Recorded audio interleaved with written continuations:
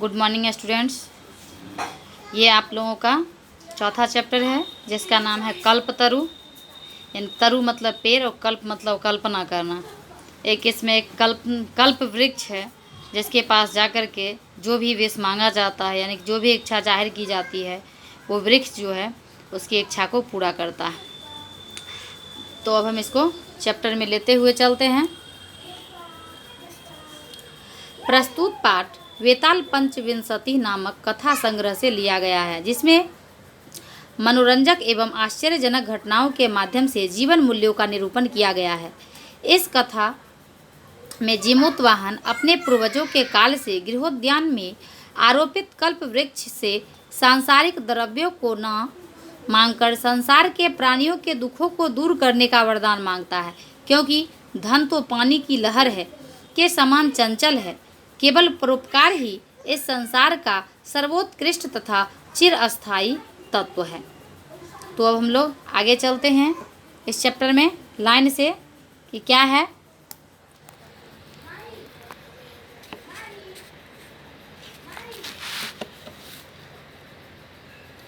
अस्ति हिमवान नाम सर्वरत्न भूमि नगेंद्र।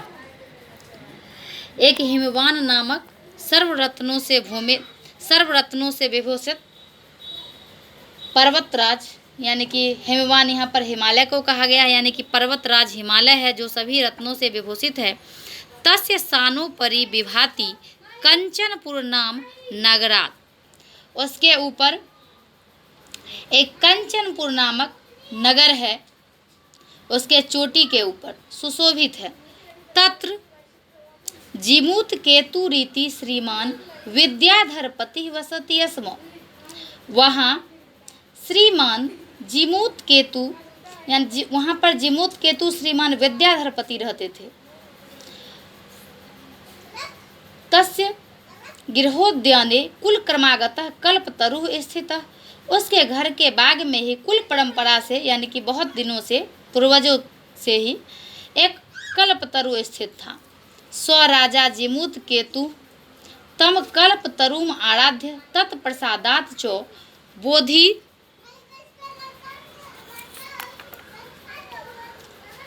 बोधिसत्वान् संभवम जीमूत वाहनम नाम पुत्रम प्राप्नोत।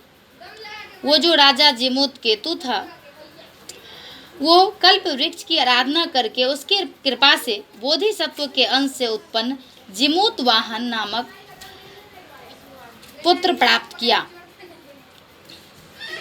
सह महान दानवीर सर्वभूतानुकंपी चौभवत। जो महान दानवीर और सभी प्राणियों पर दया करने वाला हुआ। तस्य गुणैः प्रसन्नः स्वसचिवैश्च प्रेरितः राजा कालेन संप्राप्त यौवनम तम यौवराज्य अभिषिक्तवान। उसके गुणों को देखते हुए सभी लोगों ने मंत्रियों ने राजा को सलाह दे करके उसे युवराज घोषित कर दिया। युवराज्य स्थितः सो जीमूत वाहनः कदाचित हितैषी भी पितृमंत्री भी उक्तः।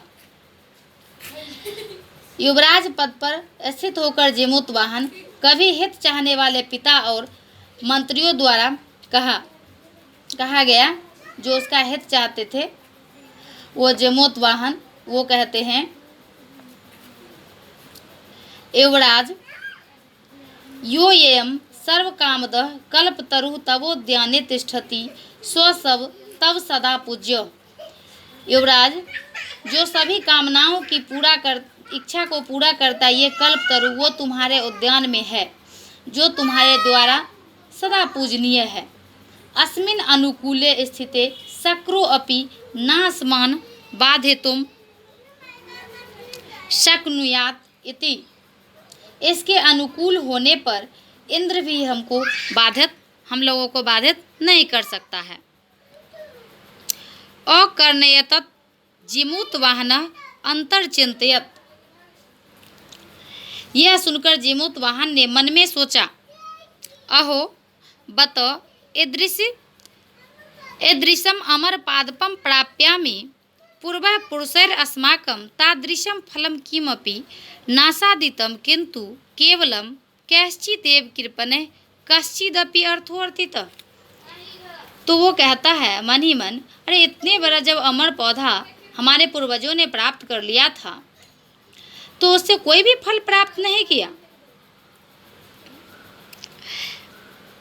नासादितम किंतु केवलम कैश्चिदेव कृपणे कश्चिदपम अर्थोऽर्थितः। किंतु केवल कुछ ही कंजूसों के द्वारा कोई भी धन मांगा, बहुत ही कंजूसी से उससे धन मांगा गया है। तदम अहम अस्मात् मनोरथम भीष्टम साधयामि। तो मैं इससे अभिष्ट मनोरथ प्राप्त करता हूँ, यानी कि उसकी पूजा करूँगा और उससे मांगूंगा। एवं आलोच्य सौ पितुरंतिकम आगच्छत। ऐसा सोचकर पिता के पास आज्ञा लेने आता है। आगत्य च सुखमासीनम पितरमेकांते नैवदत्त। आकर सुख से बैठे पिता के पास जाकर एकांत में कहता है, तात त्वं तु जानासि एव यद अस्मिन् संसार सागरे आशरीरमिदं सर्वधनम विचिवच्व चंचलम। पिताजी, आप तो जानते हैं कि इस संसार रूपी सागर में अपार्थिव शरीर, यह सब धन लहरों के समान ये अपार्थिव जो है, ये सब धन लहरों के समान चंचल है। एका परोपकार एवा अस्मिन् संसारे अनस्वरः युगांत पर्यंतम यशः प्रसूते। एक परोपकार ही इस संसार में अनस्वर है जो कि युगों युगों तक यश फैलाता है। तद अस्माभिदृशः कल्पतरुः किमर्थम रक्ष्यते। तो हमारे द्वारा ऐसा कल्प वृक्ष किस लिए रक्षित है। यस्य च पूर्वैर्यं मम इति आग्रहेण रक्षितः ते इदानीं कुत्र गता। और जो पूर्वजों द्वारा यह मेरा है ऐसा आग्रह से रक्षित किया जाता है, वे इस समय कहाँ गए। उनका में से यह किसका है। यह तेषां कस्याहम्, ये किसका है। अस्या वाक्यते, अथवा वे कौन है। तस्मात् परोपकारकै फल सिद्धे त्वदाज्ञायं कल्पपादपम आराध्यामि। इसलिए परोपकार की फल की सिद्धि के लिए आपकी आज्ञा पाकर मैं वृक्ष की आराधना करना चाहता हूँ। अब नेक्स्ट पेज में चलते हैं।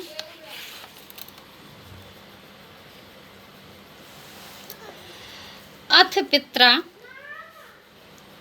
तथा इति अभ्यनुज्ञातः सो जिमूतवाहनः कल्पतरुम उपगम्य उवाच।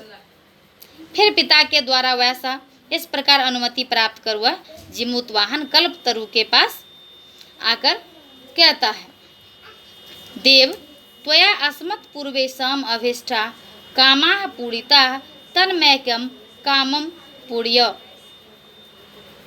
देव, तुम्हारे द्वारा जो हमारे पूर्वजों की अभिष्ट कामनाएं पूरी की गई हैं, तो मेरी भी एक कामना पूरी कर दीजिए।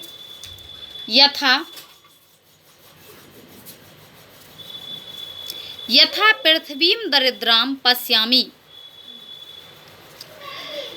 तथा करोतु देव इति। ये कह रहा है कि पृथ्वी पर जितना भी दरिद्रहीन को देखता हूँ, उसे दरिद्र यानी जो दरिद्र है, दरिद्र को देखता हूँ, उसे आप दरिद्रहीन कर दीजिए। मैं पूरे पृथ्वी को दरिद्रहीन देखना चाहता हूँ। एवं वादिनी जीमूत वाहने त्यक्त अस्त्वया एसो अहम यातो अस्मि इति वाक् तस्मात् तरोरुद्भूत। फिर जमोत वाहन के ऐसा बोलने पर ही कहता, तुम्हारे द्वारा त्यक्त मैं जाता हूँ। इस प्रकार उस वृक्ष से वाणी उत्पन्न हुई है। यानी कि वो कहता है, ठीक है, तुम जो इस तरह का वरदान मांगा है तो ठीक है, तुम्हारे बातों को पूरा किया जाता है। और वहीं से ऐसी आकाशवाणी होती है, छनेन च स्वकल्पतरुः दिवम समुत्पत्य भुवि तथा वसूनि अवर्षत। और उसी समय क्षण भर में ही कल्प वृक्ष ने स्वर्ग में जाकर पृथ्वी पर इतना धन बरसाया जिससे कोई भी इतना धन न को अपि दुर्गत आसित, कोई भी वहाँ पर निर्धन नहीं बचा। ततस्तय जीमूत वाहनस्य सर्वजीवानुकंपया सर्वत्र यश प्रथितम। फिर उस जीमूत वाहन का यश सभी प्राणियों की ओर कृपा होने लगी, यानी सभी प्राणियों में कृपा बरसने लगा और सभी लोग उसकी चर्चा करने लगे। तो हम लोग जानते हैं कि परोपकार की जो चर्चा होती है वो युगों युगों तक रहता है। धन्यवाद।